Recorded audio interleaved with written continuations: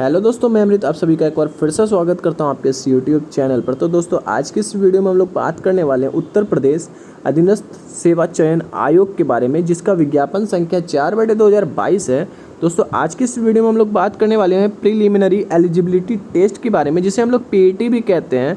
दोस्तों, 2021 में भी इसका एग्ज़ाम हुआ था, अभी 2022 की वैकेंसी निकली है। सबसे पहले मैं आप सभी को बताना चाहता हूँ इसमें होता क्या है। दोस्तों, प्रीलिमिनरी एलिजिबिलिटी टेस्ट क्वालिफाई करने के बाद जितनी भी वैकेंसीज इसके अंतर्गत निकलती हैं, उनमें आप सभी को दोस्तों मेंस देना है। सिर्फ इन्हें ये नहीं कि प्री भी क्वालिफाई करना पड़ेगा, क्योंकि दोस्तों अगर आप लोग ये पीईटी एग्ज़ाम क्वालिफाई कर जाते हो तो इसके बाद डायरेक्ट आप लोगों को मेंस में बैठाया जाएगा। लाखों लोग पीईटी में क्वालिफाई होने के लिए बैठते हैं, मगर बहुत सारे लोग जो है क्वालिफाई नहीं कर पाते हैं, जिसके कारण उन लोगों को मेंस में नहीं बैठाया जाता है। दोस्तों, अभी बहुत सारी वैकेंसीज उत्तर प्रदेश में निकल भी रही हैं, है ना, आप लोग देख भी रहे होंगे। तो दोस्तों, सबसे पहले मैं आप सभी को बताना चाहता हूँ ये जो एग्ज़ामिनेशन होने वाली है, ये जो आवेदन स्टार्ट हुआ है, कब से स्टार्ट हुआ है। दोस्तों, सबसे पहले इसका आवेदन जो है 28/6/2022 मतलब 28 जून को स्टार्ट हुआ है इसका आवेदन। और दोस्तों, आवेदन की अंतिम तिथि मतलब उस दिन के बाद ये जो है आप फॉर्म नहीं भर सकते। तो दोस्तों, 27 जुलाई तक इसकी फॉर्म भर सकते हो आप सभी, ठीक है। और दोस्तों, अगर कुछ गलती हो गई हो या फिर ऐसे बहुत सारे लोग होते हैं जिनके फॉर्म भरने में कुछ ना कुछ मिस्टेक्स हो ही जाते हैं, उसको सुधार को लेकर के अंतिम तिथि 3 अगस्त है, ठीक है। दोस्तों, आगे आते हैं। आगे मैं आप सभी को बताना चाहता हूं, देखिए यहाँ पर आगे में ही लिखा हुआ है, उपयुक्त विज्ञापन के सापेक्ष आवेदन व शुल्क जमा करने की अंतिम तिथि 27 जुलाई 2022 है। इस तिथि के बाद कोई आवेदन शुल्क स्वीकार नहीं किया जाएगा, ठीक है। जैसा कि साफ साफ लिखा गया है कि 27 जुलाई के बाद कुछ भी कर लो आप लोग, स्वीकार ही नहीं किया जाएगा, ठीक है। अभ्यर्थी अपने आवेदन पत्र का प्रिंट आउट तब तक नहीं निकाल सकेगा जब तक कि उसके द्वारा जमा शुल्क का समायोजन बैंक द्वारा स्वीकार नहीं किया जाता है, ठीक है।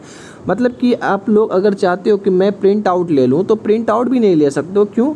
क्योंकि अगर आप लोगों को जो भी आप लोग अपने जैसे पैसे कटाते हो, आप लोग अगर पैसा कटा दिए हो बैंक से, अगर वहाँ पर जो फॉर्म जहाँ पर सबमिशन होता है, अगर उधर में आपके पैसे को वेरीफाई नहीं किया गया कि आपने फ़ी दे दिया, तब तक आप जो है अपना प्रिंट आउट भी निकाल नहीं सकते हो, ठीक है। इसलिए दोस्तों, यहाँ पर आगे भी लिखा हुआ है, आगे कहता है, अतः अभ्यर्थी द्वारा बैंक से शुल्क का समायोजन 27/7/2022 तक अथवा उसके पश्चात विलंबवत 7 दिवस के अंदर अर्थात 3/8/2022 तक अनिवार्य रूप से करा लिया जाए। मतलब कि यहाँ पर 7 दिन का टाइम दिया है कि 7 दिन तक आप जो है अपने फ़ी को जमा कर सकते हो, ठीक है दोस्तों। इस अवधि में अभ्यर्थी अपने आवेदन पत्र में अनुमान्य विवरण को संशोधित भी कर सकता है। मतलब कि अगर कुछ आप लोग गलती कर दिए तो उसको ठीक भी कर सकते हो, है ना। आते हैं आगे दोस्तों, उत्तर प्रदेश शासन, ये सब चलिए ठीक है। ऑनलाइन आवेदन इसकी जानते हैं हम लोग। अगर हम लोग आवेदन करेंगे, मतलब कि हम लोग अगर फॉर्म फिल करना चाहते हैं तो कैसे करेंगे। तो दोस्तों, यहाँ पे सामने में लिखा हुआ है कि ये वेबसाइट है https, ये जो है upssc.gov.in, यहाँ पर आप जाकर आवेदन कर सकते हैं, ठीक है। अब दोस्तों, आते हैं कि इसमें अनिवार्यता क्या क्या चीज़ है, क्या क्या चीज़ लगने वाले हैं। सबसे पहले लिखा हुआ है दोस्तों,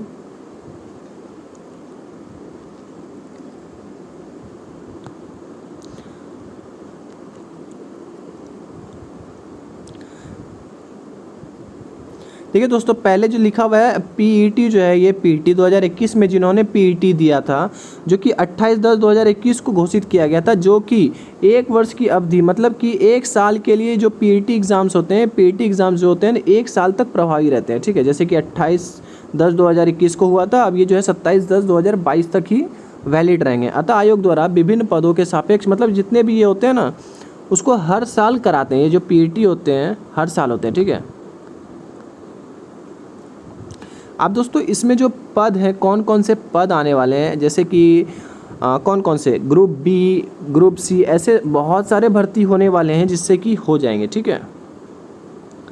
और देखिए यहाँ पर वेतन बैंड भी लिखा हुआ है, ये देखिए ये भी लिखा हुआ है। ग्रेड पे 4600 के ग्रेड पे भी बात करेगा और 1900 के ग्रेड पे भी बात करेगा, ठीक है। दोस्तों, सबसे पहली बात, आवेदन पत्र भरने की प्रक्रिया को निम्नलिखित 5 भागों में विभक्त किया गया, 5 भाग में बांटा गया है। कौन कौन सा 5 भाग है बताते हैं। कैंडिडेट रजिस्ट्रेशन, ठीक है। सबसे पहले कैंडिडेट जो है अपना रजिस्ट्रेशन करेंगे, उसके बाद जो है फ़ोटो और सिग्नेचर अपलोड करना है, और बाकी filing remaining part of form, जो बचा खुचा पार्ट है उसको भरना है। उसके बाद दोस्तों फ़ी पेमेंट और एप्लीकेशन फॉर्म सबमिशन की बात आएगी, जिसके बाद दोस्तों अंत में फॉर्म का प्रिंट आउट लिया जाएगा, जो कि हम लोग जैसे कि हम लोग फॉर्म भरते हैं तो प्रिंट आउट बहुत सारे लोग निकालते भी हैं, है ना।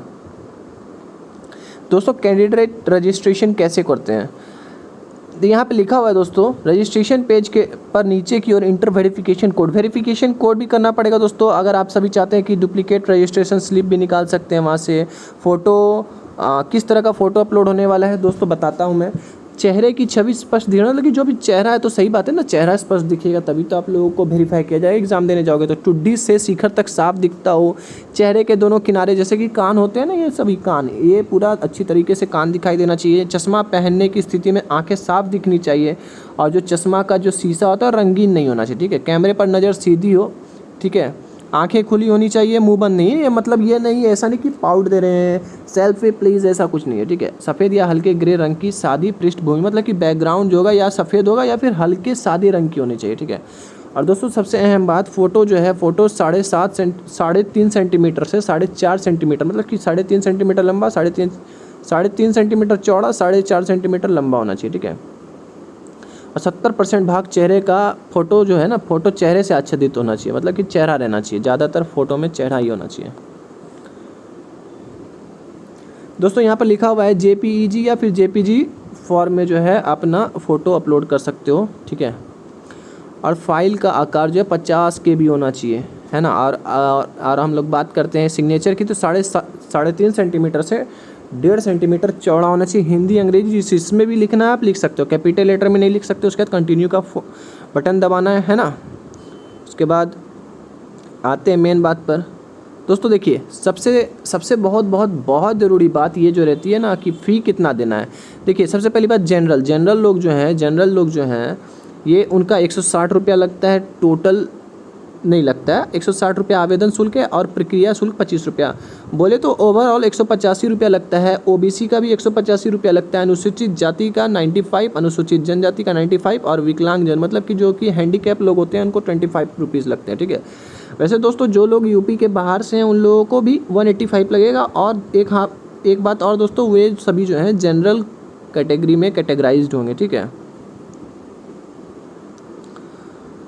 अब आते हैं अगले शैक्षणिक मतलब कि एजुकेशनल क्वालिफ़िकेशन क्या होगी उनकी।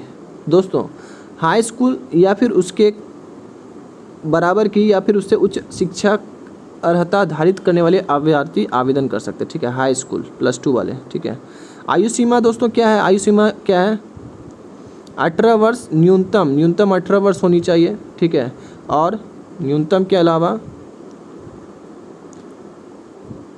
मैक्सिमम 40 साल होना चाहिए। इसके बीच अगर आप सभी हैं तब तो कोई बात नहीं, आगे उसमें पढ़ने का कोई ज़रूरत ही नहीं है, ठीक है। आरक्षण क्या लिखा हुआ है,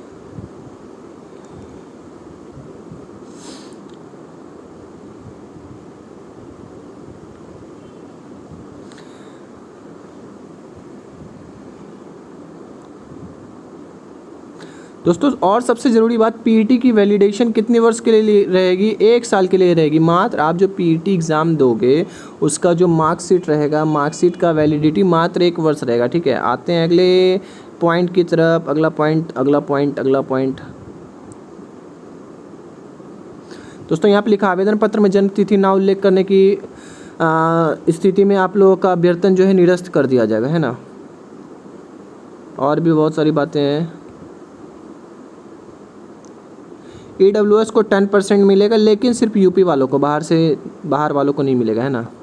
अब आते हैं दोस्तों विज्ञापन संख्या 4/2022 की जो परिशिष्ट 1 है, इसमें जो भी क्या बोलते हैं इसको, सिलेबस है कि सिलेबस में क्या क्या पूछा जाएगा। तो हिस्ट्री में दोस्तों सिंधुगाड़ी सभ्यता, वैदिक सभ्यता, बौद्ध धर्म, जैन धर्म, मौर्य सम्राट, गुप्त वंश, हर्षवर्धन, राजपूत काल, सल्तनत काल, मुगल साम्राज्य, मराठा, ये सभी, ब्रिटिश साम्राज्य, ये सभी पूछे जाएंगे। इंडियन नेशनल मूवमेंट से पूछे जाएंगे, ज्योग्राफी से पूछे जाएंगे, है ना। फिर इकोनॉमी से पूछे जाएंगे, इंडियन कॉन्स्टिट्यूशन से पूछे जाएंगे, जनरल साइंस से, ये सभी पूछे जाएंगे। आप सभी रोक के देख सकते हो, है ना। इनके अलावा जनरल हिंदी में पूछा जाएगा, थोड़ा सा इंग्लिश भी पूछा जाएगा, रीजनिंग पूछा जाएगा, करंट अफेयर पूछा जाएगा, जनरल अवेयरनेस पूछा जाएगा, ठीक है। उसके अलावा यहाँ से भी क्वेश्चन पूछे जा सकते हैं, ठीक है। NCERT से भी पूछा जाएगा। NCERT लेवल पर जितना भी क्वेश्चन है ये सभी जो है NCERT लेवल पे पूछा जाएगा। तो दोस्तों यह थी हमारी आज की एक छोटी सी वीडियो जो कि उत्तर प्रदेश की पीईटी एग्ज़ाम 2022 को लेकर के मैंने एक वीडियो बनाया। उम्मीद करता हूँ आप सभी को ये वीडियो पसंद आई। और दोस्तों अगर वीडियो पसंद आई तो ज़रूर वीडियो को लाइक करें। और हाँ दोस्तों, जो लोग हमारे चैनल पर नए हैं कृपया हमारे चैनल को सब्सक्राइब करें और बेल आइकन को जरूर दबाएं ताकि हमसे मिलने वाली नोटिफिकेशन सबसे पहले पहुँचे आप तक। तो दोस्तों मिलते हैं अगले वीडियो में, तब तक के लिए बाय बाय। जय हिंद, जय भारत।